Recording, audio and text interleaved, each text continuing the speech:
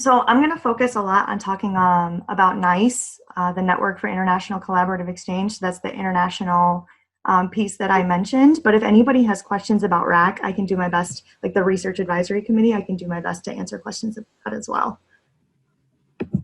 But so to kind of give an overview briefly, the Network for International Collaborative Exchange was actually developed by Kelly Kukolo, who was the first graduate student chair of NICE. And she, along with Dr. Zlakovich and Dr. Edlund, and also Dr. John Gray, determined that in a kind of a technological world, there was a desire for more cross-cultural collaboration and international, like multinational collaboration for research, but that a lot of individuals didn't know how to make that connection, right? So like if you're not attending an international conference, how do I meet people from other countries to then begin this work? And we know from a lot of the research that we do that there's this tendency that we tend to silo in our countries as far as like what research we're doing. And so then it's hard for us to generalize the research across countries and across cultures. So the idea was, let's take an open science framework and try to facilitate some sort of cross-cultural research. And so there's two major prongs to NICE. You have the connect prong, which I'll talk about at the very end. And then there's the crowd prong, which I'm going to focus mostly on because that's what a lot of my job as the NICE chair focuses on. So just very briefly, crowd is basically a proposal submission process where SciChi will facilitate one to two proposals, research proposals each year to help facilitate like cross-cultural collaboration and crowdsourcing data collection across multiple cultures and nations. So typically in the summertime, we have like a submission process. We send out, information to different listservs and different SciChi chapters to let them know that we're interested in taking submissions. And then we have a committee that goes over the different submissions that we receive and make a decision about which 1 to 2 projects we're interested in taking on. And obviously we look to those projects to make sure that they're culturally sensitive, that there's something that would benefit from generalization in the psychological domain, and that they have good research rigor and are also, obviously something that we're capable to do cross-culturally. So like if it's something that we haven't had too many, or in my experience of it, it doesn't seem like we've had too many proposals that haven't fit the model, but it's just something that we consider, if something's going to take a lot of upfront, for instance, like translation, right? That's something that we want to think about. And as far as most of these projects we want to complete typically in like a year. So what's feasible for getting a large scale collaboration across from all these different individuals across the world. And we use the OSF, and I don't know if you guys have ever seen the OSF. This is over here, this picture on the right is just like a brief snapshot of what the OSF might look like. It's just kind of a repository where we place all our files and all of our information, and can also indicate all of our contributors. So it's a place where every contributor can kind of go see what updates are happening with the research studies that we're doing.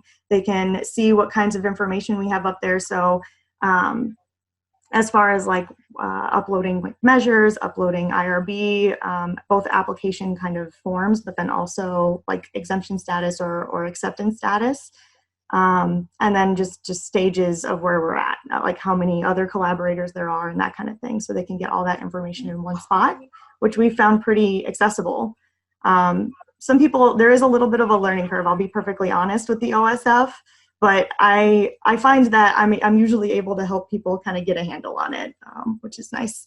It's kind of the nice part about having the NICE chair. Yes, Martha. Mary, I'll just mention 2 things. One is that we have free and of course open recorded webinars on what the Open Science Framework is and how to use it, just your basic getting started on it. And Melanie Domenech Rodriguez, a past president of the board, presented on it in Cuba at a meeting in Cuba by video.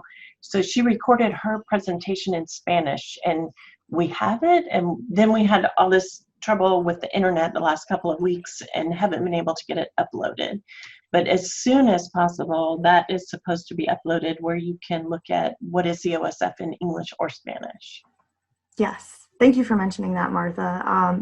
That's one of the really great things over the last, I'd say, year and a half that SciCi has made a big stride in trying to translate a lot of our materials into Spanish and make sure that they're accessible, at least in Espanol, you know, maybe eventually in the future, other languages. One of the really awesome things about having all the collaborators that we have is that a lot of them help us a lot with translation of measures. For instance, so in the current study that we're running right now, one of the collaborators is in Cyprus, and so they offered to take the time to translate the measures into Greek, which is really cool. So there's just like all of this opportunity, right, where there's people who are willing to put in the work and willing to collaborate. There's just a lot of generosity in general, which is really lovely. And I think it's just over and over again, this has demonstrated to me the beauty of collaborative work and collaborative research, and just how much we can learn from one another by working together. I will also say that, so right now I'm NICE chair. I was also the first PI, so my proposal was the first NICE crowd project to be accepted, which is also, so I've seen both sides of it, and I've seen just how amazing of a process it is and how willing and able everyone is to kind of like come together, find resources if we don't have them, and try to facilitate any sort of bumps in the road that come up, which really surprisingly there haven't been as many as I would have expected either. So we like once a project is accepted, we recruit collaborators, just, you know, like going to different listservs, going to the different SciCi chapters, letting them know that there's a project that we are crowdsourcing data collection for. And then anyone who indicates interest, they email me or the NICE chair, whoever the NICE chair is next year, and then they let them know that they're interested and get added to kind of the database and get like the updated emails and also get added to the OSF. So all of that, you kind of join the collaborative team.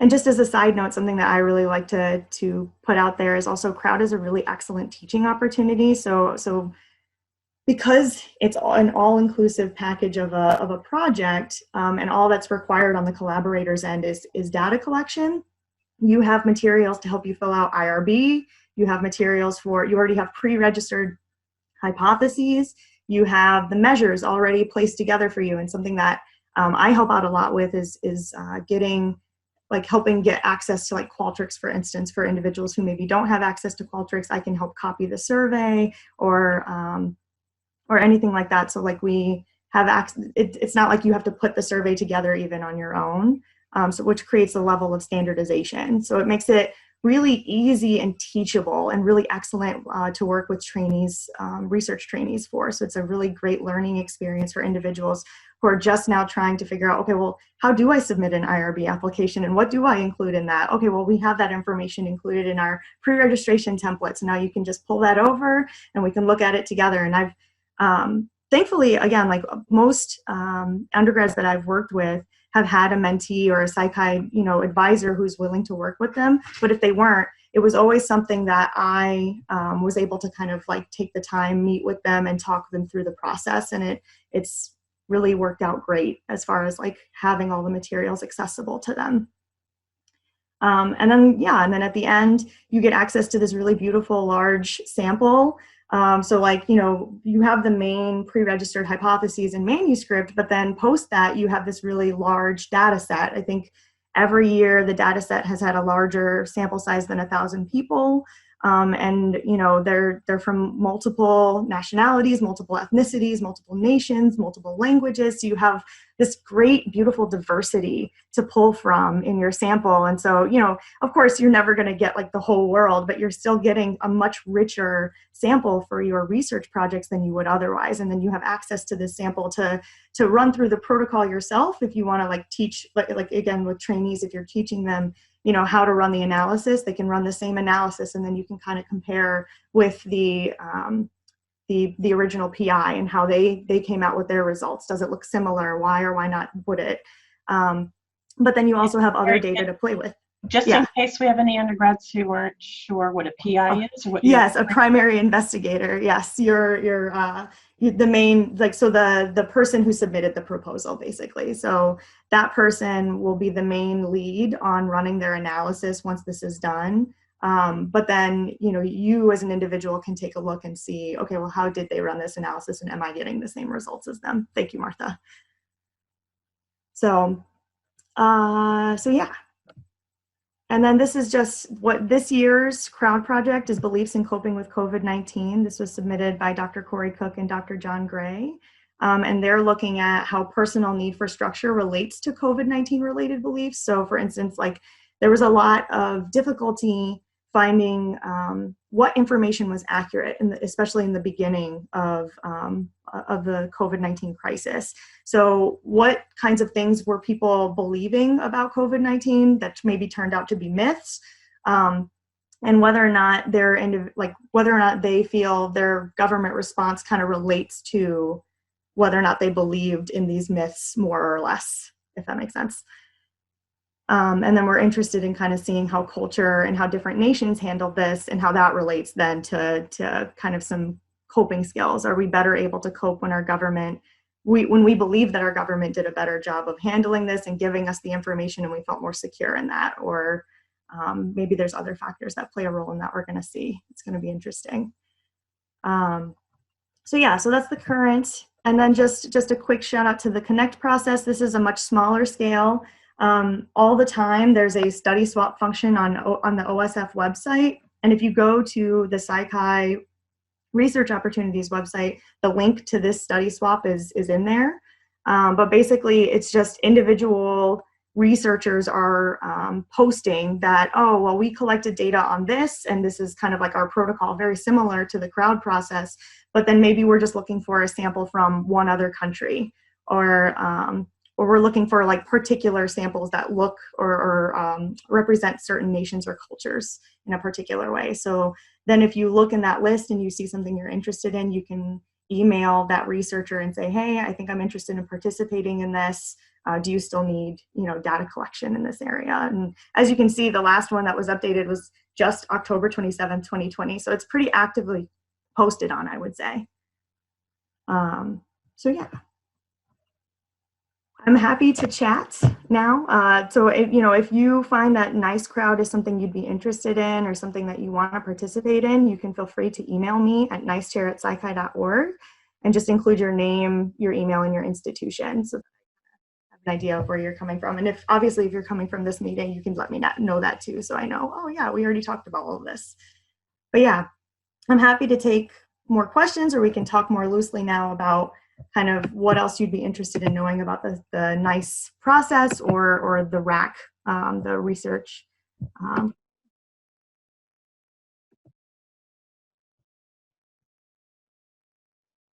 Research Advisory Committee? Yes, the Research Advisory Committee. If anyone has any questions or any questions about how to submit, or like if you, what might be an appropriate cross-cultural research question.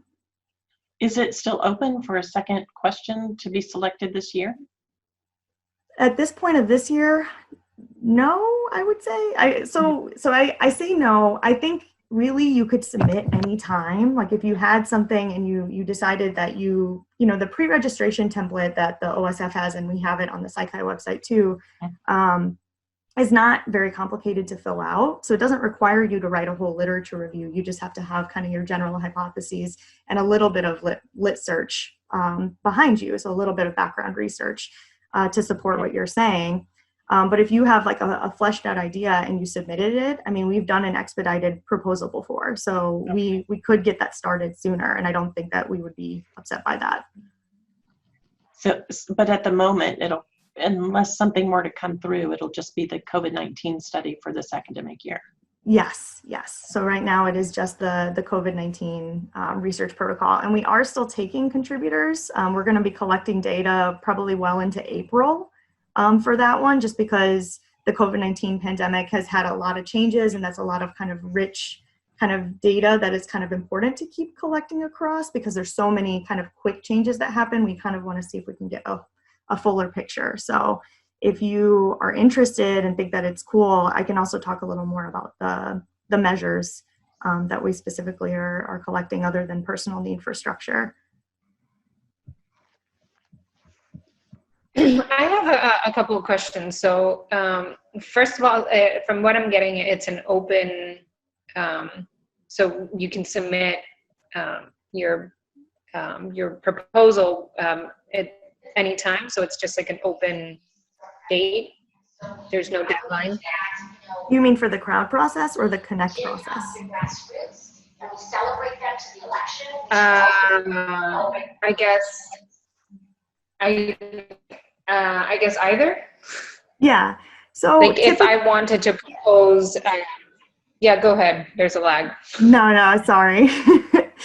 I was just going to say that for the crowd portion, we typically have like an open submission portal from like, but it's an email submission still, but we typically open submissions from like May till like August 1st of each year. Where like that's when we're like typically taking proposals for the following academic year, and that's just because most people want to start collecting, starting that fall. But a lot of institutions have shown me that they are happy to start collecting in the summer, for instance. So when this COVID-19 project, we actually considered expediting. It was just by happenstance that it didn't get started until the typical academic school year.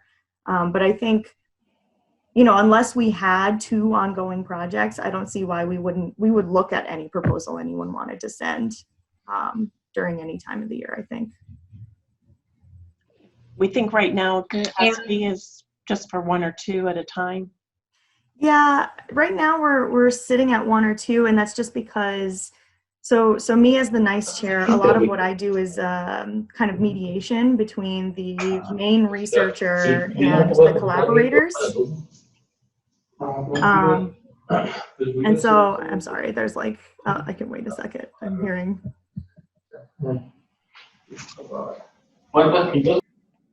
Okay, thank you.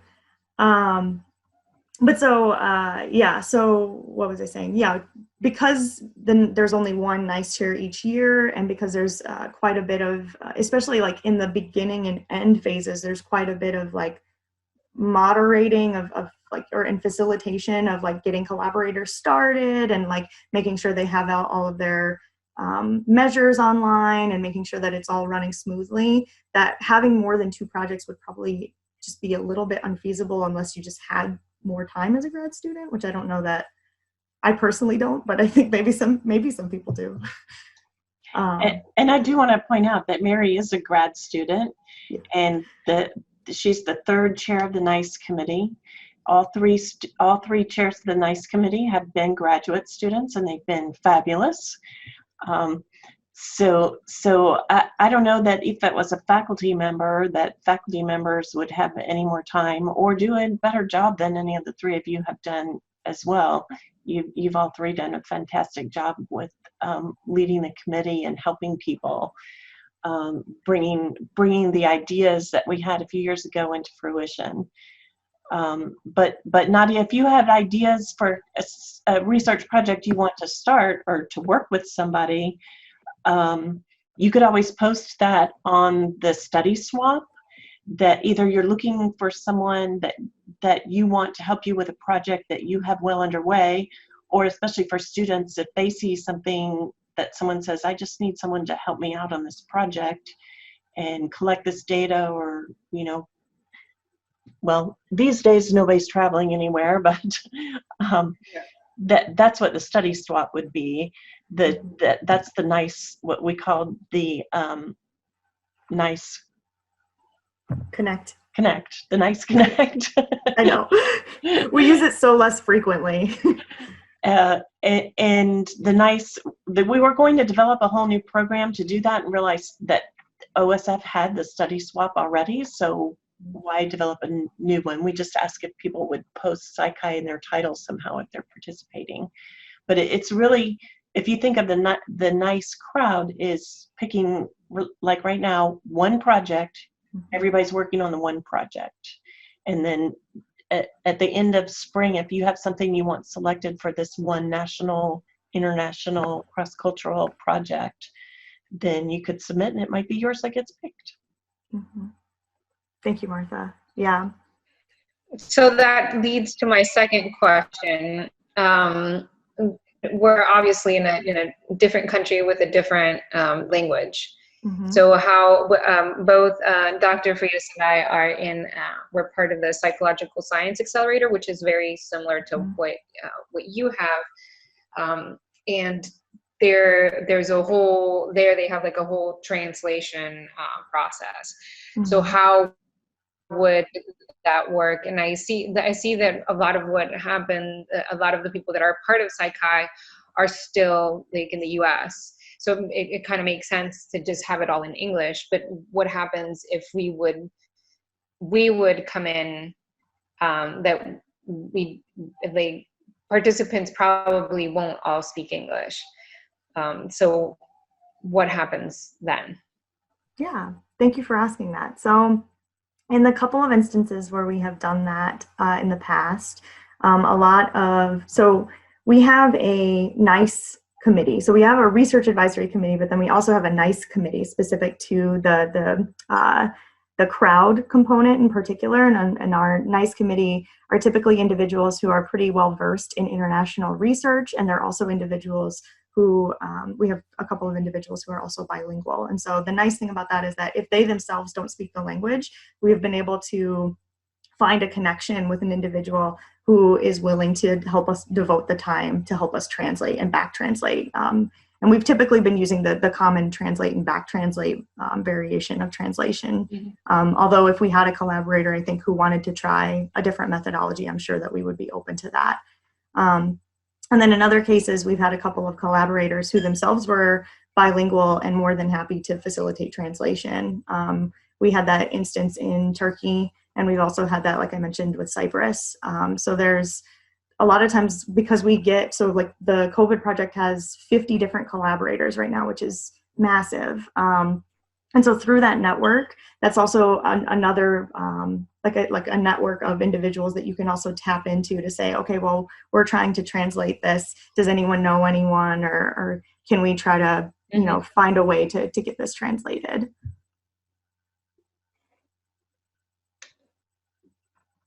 Thanks. Yeah, thank you. How many different countries are involved with this current project? With the COVID-19 project, we have, that's a good question. I should know this off the top of my head. I know at least 5. We had quite a few in the US, which makes sense that there's a lot of interest in the US in collecting COVID-19 data right now because of the way that, I just think that the somewhat unique experience we seem to be having. But I just had this information updated to confirm. But I'll take any questions while I'm just pulling it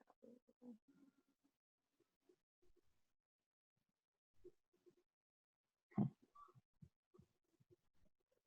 Yeah, a lot of the previous collaborators also enjoy, they come back often, which I love too. So like I think that's a good sign of like that they find it a good process, that they find it a worthwhile and meaningful research process to them. Because I know there's several contributors who every year have at least picked one project to participate in, which is really nice. And that also is reflected in what they report. So Mary, if a group of students was interested in participating, would they have to have a faculty member mentoring them on site? Yes. So thank you for asking that, Martha. Currently, because of the way that most universities' policies are with regard to IRB completion, so this is the part that kind of is a little bit unique. Right now, what we've been doing, instead of attempting to host like large multi-site ethical approvals at one institution, we have each institution cover their own like research person's collection. So each institution has to complete their own ethics approval.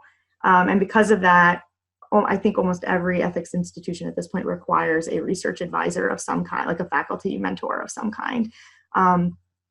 The beautiful thing and the nice thing, I think this year, over 15 undergrads have indicated interest in participating in this project, and almost every single one of them I've been able to help them like network within their own institution to find a mentor or advisor, especially once the advisor hears about the process and how like streamlined it is. They're very eager to just say, oh yeah, okay, like I just have to sign off and it's already basically moderated or been looked over as far as the hypotheses are pre-registered and all of that. So I think that a lot of mentors and advisors find it really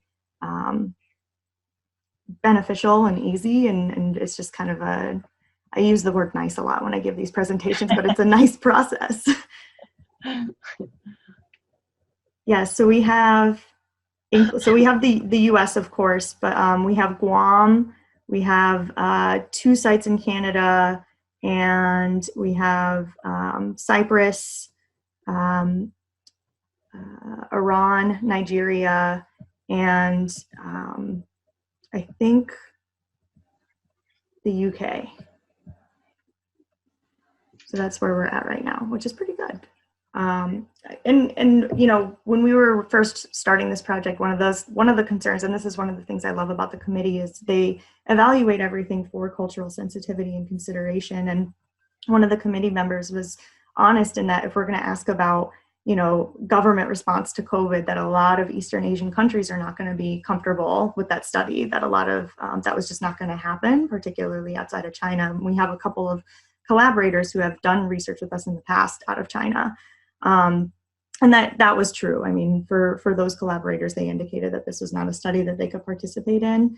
But this is something that we continue to evaluate when we take in proposals, as far as, you know, this was a study we felt comfortable doing for, you know, the majority of the rest of the crowdsourcing that we could do, but just trying to consider, what are we asking of participants, and is this something that, you know, makes sense for a cross-cultural question. So yeah.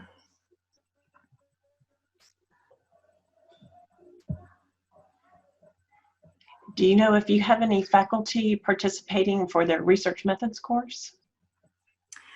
We have fewer of those this year. I think that a lot of that just has to do with COVID. I think that, like, we typically advertise on Division 2 at the very least, but we find a couple of pedagogy related, you know, groups to email out to their listservs.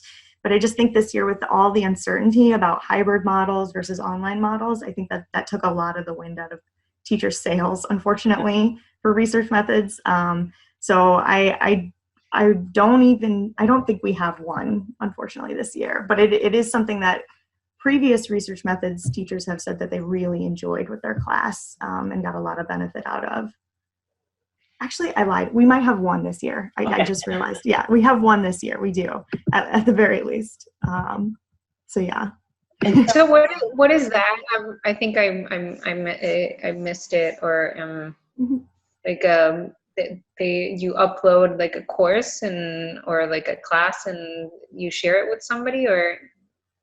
So basically, you use the crowdsourced proposal as like a template for your research methods class. So you show your research as you're explaining to your research methods class, like hypothesis development, you're like demonstrating to them with the pre-registration template, like what's been developed.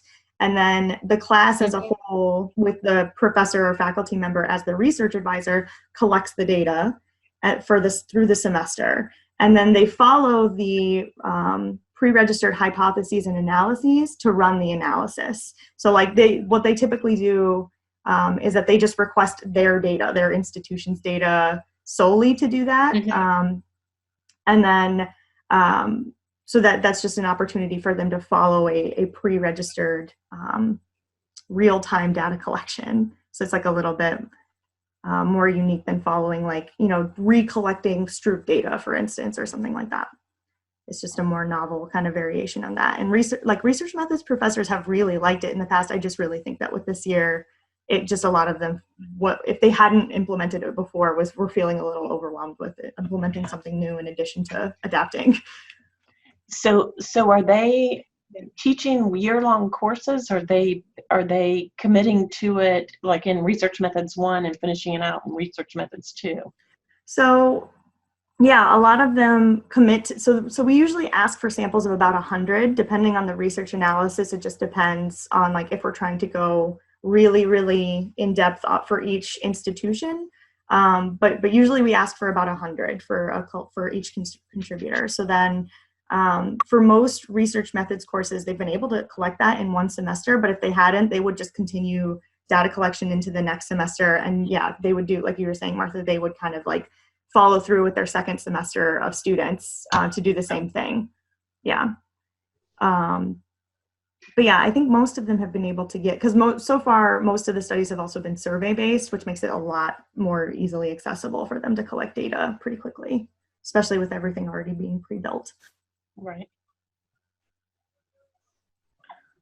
I'm sorry, but my internet is unstable. That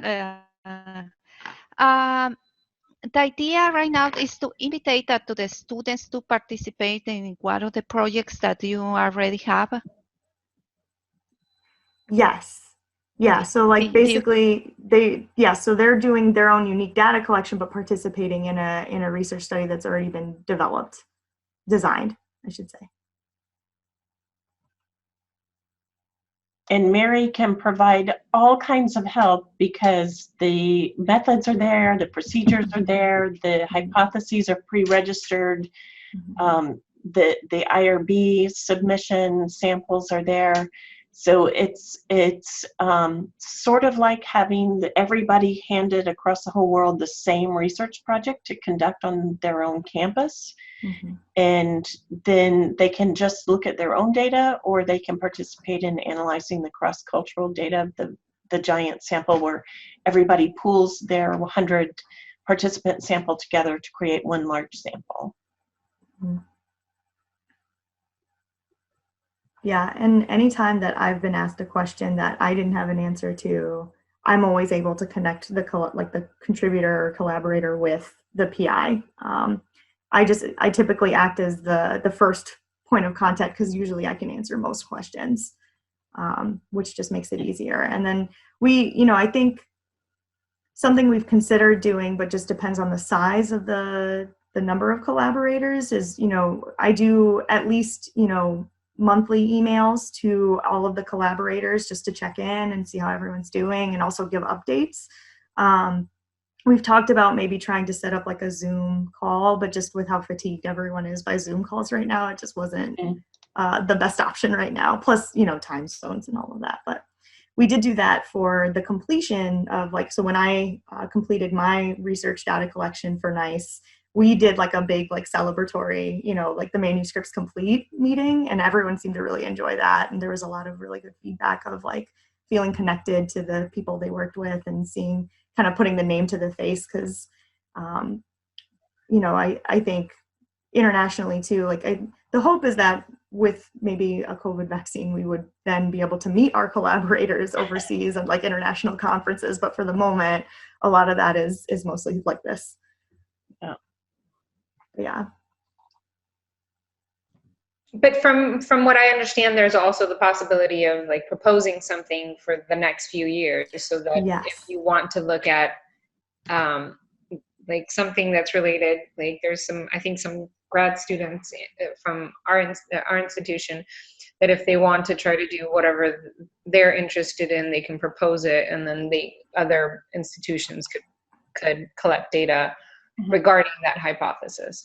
Yes. Sorry if that wasn't clear. Yes. Thank you for clarifying that. Yeah. So during the proposal part, obviously you can then be the main designer of the research study, but just if you're looking to join in mid-year, that's more of it's the pre-built at that point. Thank you. No, you were clear. I think there's also some language barriers as well. So I'm trying to also text back and forth and trying to get so that everybody's on the same page. Yeah, this would be another benefit of having I don't think that we currently have a Spanish bilingual individual on the committee as far as the NICE committee is concerned.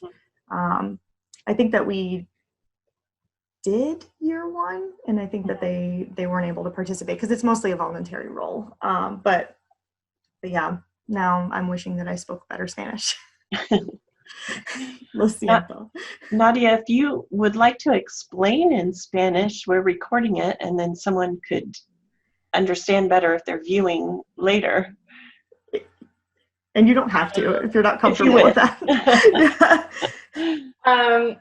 Maybe at another time. I think I get the first part of it. So the first part that you explained, I think I got pretty well, which I think is pretty similar to what we've done with the PSA. Mhm. And I guess the swap, or I think crowd is a little is the one that I'm a little more Mm. don't understand as well. And I think I got it now that you that you re-explained it to me.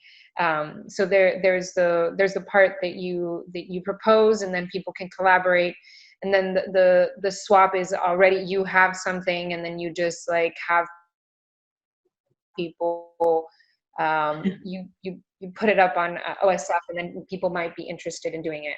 And then there's the part where that you have like research methods professors that might want to be part of a project, and they just use it as a I guess like a final project or whatever, and they can also use that data to be published. Am I getting that right? All right. I'm worried it's a little bit of mixing the two together. A little bit. Yeah. So the crowd is, Yeah. at one point of the year, people can submit and we pick one. The committee picks one project, and that's the project for the year, maybe two. And those are the projects for the year. And those nice crowd projects, because they have crowdsourced data collection, Right. the crowd projects are the ones that people can join with a group, with a student, a couple students with a professor, a whole course, a research methods course. The way that one of the principals on the COVID-19 project, Dr. John Gray, he describes the NICE Connect, where we use Study Swap, as like a dating site for researchers, where you're either trying to find someone to participate in your research, or you don't know what to do, but you want to see what's interesting that somebody else is already working on. Okay. Yeah, and I think to just add one last thing to that, which is that like the crowd process comes with the NICE chair, I don't moderate or facilitate the connect relationships, right? That's just between the researchers and whoever connects with them. Whereas like for the crowd process, the NICE chair is like facilitating the whole way through. So that's like helping you recruit and helping you communicate with your collaborators and all of those sorts of things. Okay. Yeah. I think I got it. Yeah, you basically had it. Like I think it was just, it is a little bit muddled. Right. And I understand too, like looking at my slides now, like you have like crowd as a teaching opportunity, which is like, it can feel a little bit like they are very interspersed. Enmeshed. Yes. Well, Mary, are you able to share your browser to show a little bit of the other ways that the Research Advisory Committee supports research of members? Sure. I am happy.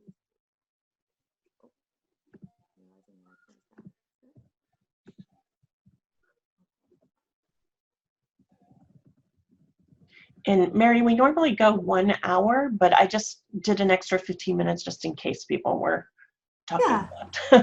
Yeah, I appreciate it. No, and you know, people, I'm not gonna push either way. I will let people decide. So this is the PsyChi website for the Research Advisory Committee. And it's run by Dr. Don Edlund, who couldn't be here today, but is also my advisor on the NICE crowd work for the international research part as well. So the RAC is basically, it facilitates advising projects and initiatives, like making suggestions basically for like ways to help students build research skills or participate in opportunities. So that's why the NICE committee is directly affiliated with RAC, because it's obviously a very clear-cut way to help students engage in cross-cultural research. RAC isn't specific to cross-cultural research, it's just an element of it. There is a RAC committee, which I'm not sure when, Martha, when do RAC committee when do we take new RAC committee members? Is there a time period? July 1 is the start of the fiscal year, would be when new people come on. But we have them staggered so everybody doesn't leave the same July 1. That makes sense. Okay. Yeah, so committee members can include a variety of individuals, and this helps like they can basically facilitate in a variety of projects that are PsyChi research affiliated, and they also help with finding new opportunities for individuals to conduct research. And this is what was I going to say? Oh, I lost my train of thought. This can be a good opportunity for undergrads. I think it was a little bit of an easier opportunity pre-COVID. I think right now it's a little bit harder just because like finding your research mentor on campus and all of that can be a little bit more difficult. But I know that there have been undergrads on the committee who have facilitated like putting together surveys and like helping like spread the word, especially with regard to like social media presence and that kind of thing, of like different research ongoings at PsyChi and getting other people involved. But yeah, what would you like, I guess, me to focus on with the RAC in particular, or anything in particular? Maybe just look at some of the links, like I see the research Sure. measures database, the different research you can participate in.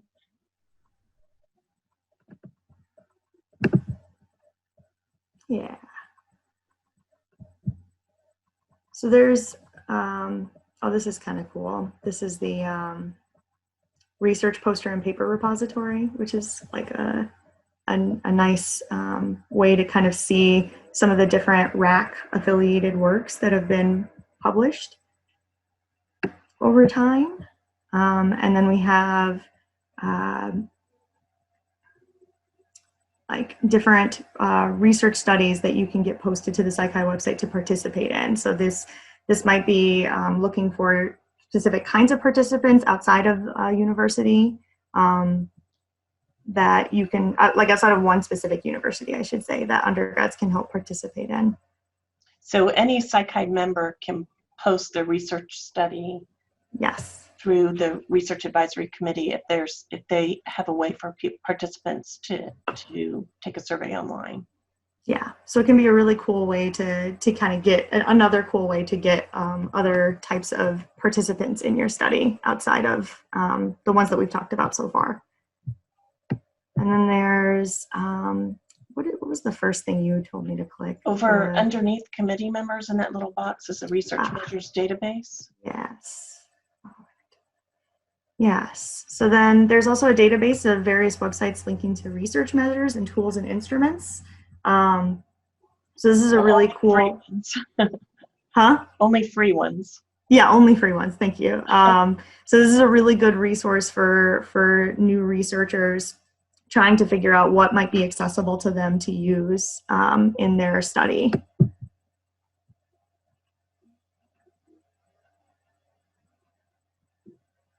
Yeah, and you can search by category, right? So like if whatever, like the category of maybe what you're trying to measure, or kind of the broader category of psychology that it's included in, and then you can search by keyword.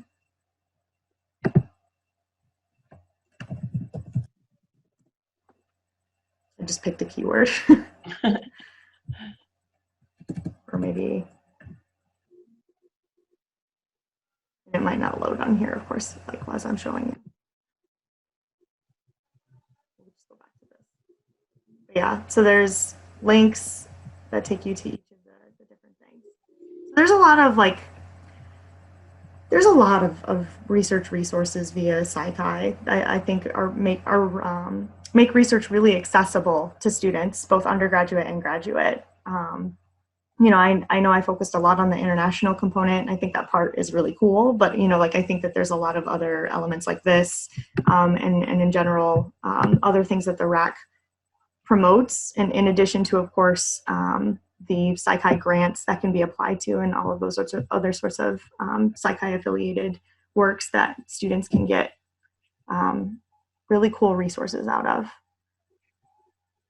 But yeah,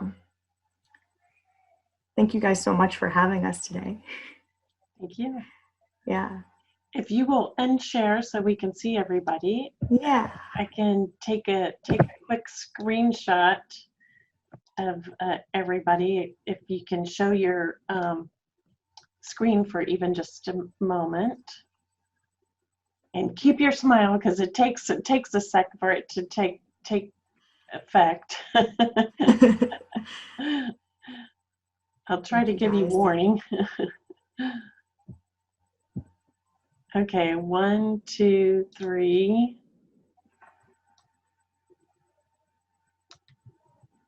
Okay, everybody's smiling except for me. I'm talking, but and I'll send that to everybody then. Would have been cool to do this in person with y'all. But you know, if any of you are interested in learning more about these opportunities for yourself or your students, feel free to email me. I know I had the slide up there, but it's pretty simple. nicechair@psychi.org. And I'm happy to, you know, if it's not something that I can address, I'm happy to get you that resource or access to that resource. Absolutely. Thank you very much for joining us, Mary. Yeah, no, it was really my pleasure. And I know it's like really dark out here, but you know, it's getting dark up north. But I really appreciate being able to be here with you guys. And yeah, just I can't say enough good things, like having both participated on either side of the Nice Crowd work. You know, there's a lot of really awesome opportunities in PsyChi for students, and I can't say enough good things about it. So just thank you so much for having me and letting me talk about it today, and take care and have a good evening. Thank you. Thank you very much. Thank you very much, Mary, for the information. Thank you. Thank you very much. Bye. Bye-bye, everybody. Bye.